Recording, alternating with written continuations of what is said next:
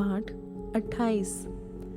जब हम बच निकले तो पता चला कि यह द्वीप माल्टा कहलाता है। वहाँ के निवासियों ने हम पर अनोखी कृपा की, क्योंकि में बरसने के कारण ठंड थी। इसलिए उन्होंने आग सुलगाकर हम सबको ठहराया। जब पौलुस ने लकड़ियों का गट्ठा बटोरकर आग पर रखा तो एक सांप आँच पाकर निकला और उसके हाथ से लिपट गया।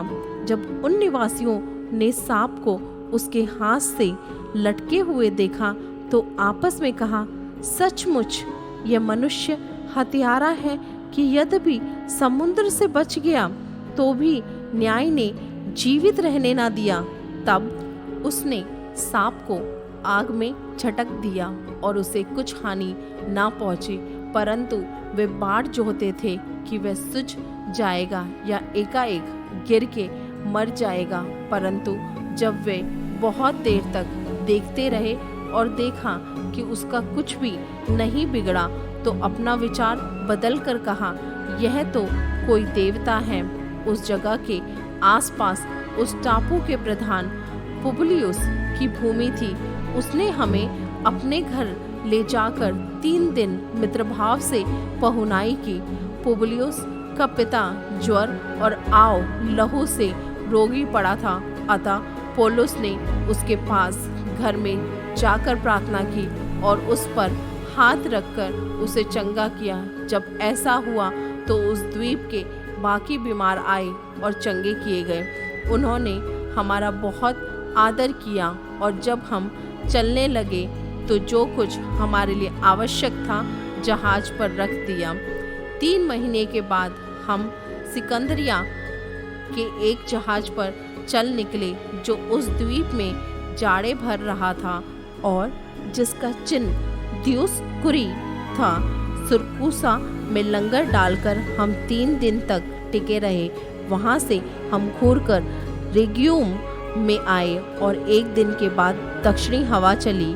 तब हम दूसरे दिन पुतियुली में आए। वहाँ हमको भाई मिले और उनके कहने से हम उनके यहाँ 7 दिन तक रहे और इस रीति से हम रोम को चले। वहाँ से भाई हमारा समाचार सुनकर अपियुस के चौके और 3 सराय तक हमसे भेंट करने को निकल आए, जिन्हें देखकर पौलुस ने परमेश्वर का धन्यवाद किया और ढाढ़स बांधा। जब हम रोम में पहुँचे तो पौलुस को एक सैनिक के साथ जो उसकी रखवाली करता अकेले रहने की आज्ञा मिल गई। 3 दिन के बाद उसने यहूदियों के प्रमुख लोगों को बुलाया और जब वे इकट्ठे हुए तो उनसे कहा, हे भाइयों, मैंने अपने लोगों के या बाप दादाओं के व्यवहारों के विरोध में कुछ भी नहीं किया, तो भी बंदी बनाकर यरूशलेम से रोमियों के हाथ सौंपा गया। उन्होंने मुझे जांच कर छोड़ देना चाहा, क्योंकि मुझ में मृत्यु के योग्य कोई दोष न था, परंतु जब यहूदी इसके विरोध में बोलने लगे तो मुझे कैसर की दुहाई देनी पड़ी। यह नहीं कि मुझे अपने लोगों पर कोई दोष लगाना था, इसलिए मैंने तुमको बुलाया कि तुमसे मिलूं और बातचीत करूं, क्योंकि इज़राइल की आशा के लिए मैंने इस जंजीर से जकड़ा हुआ हूँ। उन्होंने उससे कहा, न हम तेरे विषय में यहूदियों से चिट्ठी पाई, न भाइयों में से किसी ने आकर तेरे विषय में कुछ बताया, न बुरा कहा, परंतु तेरा विचार क्या है वही हम तुझसे सुनना चाहते हैं, क्योंकि हम जानते हैं कि हर जगह इस मत के विरोध में लोग बातें करते हैं। तब उन्होंने उसके लिए एक दिन ठहराया और बहुत से लोग उसके यहाँ इकट्ठा हुए। वह परमेश्वर के राज्य की गवाही देता हुआ और मूसा की व्यवस्था और भविष्यद्वक्ताओं की पुस्तक से यीशु के विषय में समझा कर भोर से सांझ तक वर्णन करता रहा। तब कुछ ने उन बातों को मान लिया और कुछ ने विश्वास न किया।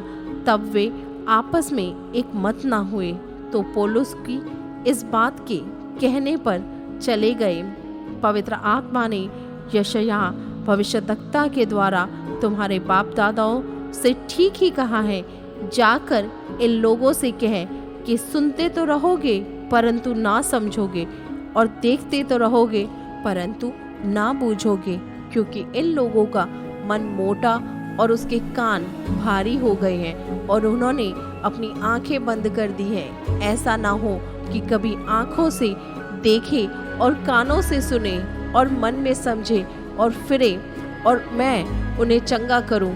अतः तुम जानो कि परमेश्वर के इस उद्धार की कथा अन्य जातियों के पास भेजी गई और वे सुनेंगे।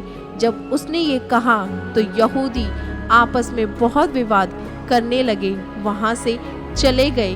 वह पूरे 2 वर्ष अपने भीड़ के घर में रहा और जो उसके पास आते थे उन सब से मिलता रहा और बिना रोक टोक बहुत निडर होकर परमेश्वर के राज्य का प्रचार करता और प्रभु यीशु मसीह की बातें सिखाता रहा।